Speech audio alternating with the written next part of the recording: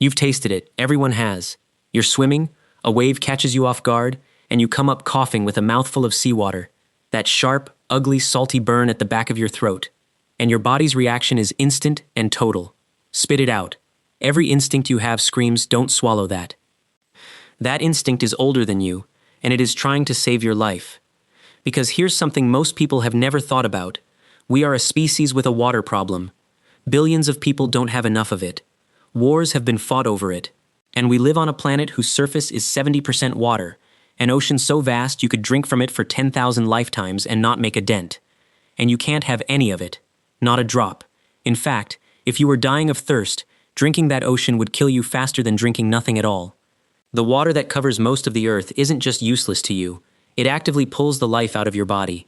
This is the story of why. It comes down to a single number buried inside your kidneys, a hard physical ceiling you cannot raise no matter how desperate you get. It's a number that has killed more shipwreck survivors than sharks and storms combined, that turned an old sailor's superstition into cold chemistry, and that one doctor spent 65 days and one of his own organs trying to disprove. But to understand the number, you first have to understand what salty actually does to you, because it's not what you think. Most people imagine the problem with seawater is simply that it tastes too salty, like an over-seasoned meal. That's not the danger. The danger is a physical force, one that water obeys automatically, without asking you. It's called osmosis, and the simplest way to understand it is this: salt pulls water toward itself. Put a low-salt liquid and a high-salt liquid on either side of a thin membrane, and water will move, on its own, relentlessly, from the weaker side to the saltier side, trying to even them out. No energy required. It just happens, the way a ball rolls downhill. Now, here's what you are. Every cell in your body is a tiny bag of lightly salted water. Your blood, your tissues, they sit at a salt level of about 0.9%. That's the number your body defends with everything it has. That's home. Seawater sits at about 3.5%, almost 4 times saltier than the inside of you. So watch what happens the instant seawater goes down. You've just flooded your gut with water far saltier than your own cells, and osmosis does the one thing it must. Water is dragged out of your cells to go dilute that salt. Not into your body, out of it. Out of your cells, into your gut, and away. Sit with how strange that is. You drank water, and your cells got drier. This is why people who drink seawater describe a thirst that doesn't fade but grows, a burning that gets worse with every sip. Their stomach is full of water, and their cells are shriveling from drought at the very same moment. You are drinking and dehydrating in a single swallow. But you have a cleanup crew built for exactly this: your kidneys. Their whole job is to strip excess salt out of your blood and flush it away as urine. So why don't they just filter out the seawater's salt and save you? This is the wall. The one number this entire video is about. Your kidneys can only make urine so salty, and no saltier. That ceiling is roughly 1200 milliosmoles per liter, a measure of how much dissolved material a liter of your urine can carry. That's the maximum. No matter how hard they strain, they cannot pack waste in tighter than that. And here's the trap. That 1200 isn't all yours to spend on salt. Your body has other waste it must dump every day, mostly a compound called urea, and that alone claims around 600 of it. So the amount of actual salt your kidneys can force into a liter of urine is only about 600. But a single liter of seawater carries around 1,000 to 1,200 worth of salt. So do the math, because the math is the tragedy. You drink 1 liter of seawater. To clear the salt that came with it, your kidneys, capped at 600 a liter, must produce more than 1.5 liters of urine. You took in 1 liter, you have to pour out 1.5, and that missing half liter doesn't come from the sea. It comes from you.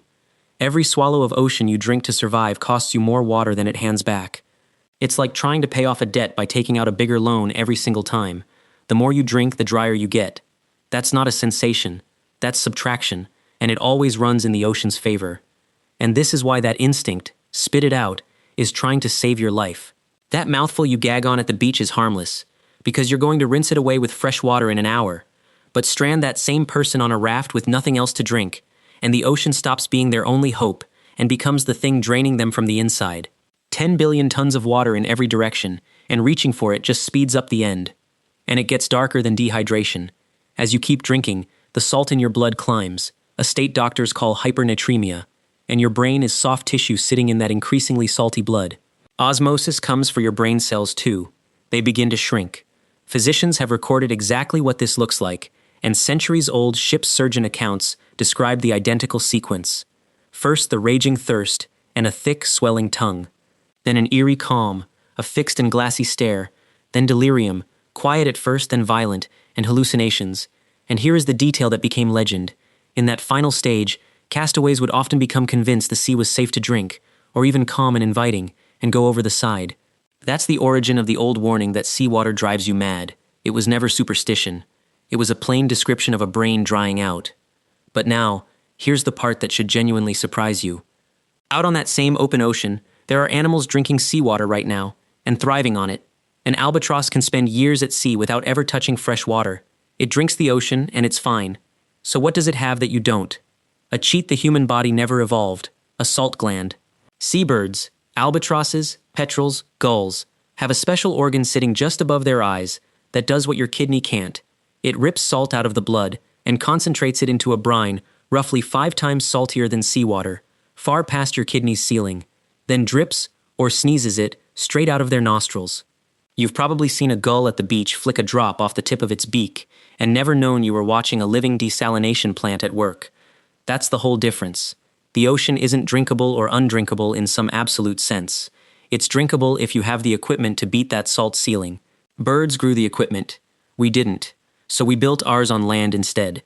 Desalination plants that force seawater through membranes under enormous pressure, because our bodies simply cannot. Now I have to be straight with you, because there's a famous case that looks like it shatters everything I just said. In 1952, a French doctor named Alain Bombard climbed into a small inflatable boat, brought no food and no fresh water, and deliberately drifted across the Atlantic, 65 days, over 2,700 miles, partly to prove a castaway could drink seawater and live. And he lived. So was the whole thing a myth? No. And how he survived is the proof, not the loophole. Bombard never drank seawater alone. He rationed himself to small amounts, under a liter a day, only for limited stretches, and he combined it with rainwater and the fresh fluid he squeezed out of the raw fish he caught. He was never actually running the pure seawater experiment. He was diluting it, exactly the way the physics demands. Other survival doctors who tried to copy him found they needed rainwater nearly every day, and Bombard paid for it. He lost around 25 kilograms, over 50 pounds, arrived in critical condition, and in later years reportedly had to have a kidney removed. He didn't break the rule. He spent 2 months and 1 organ showing the world exactly how unforgiving it is. And that rule has been writing the endings to survival stories for as long as we've gone to sea. It's the physics beneath the line everyone knows.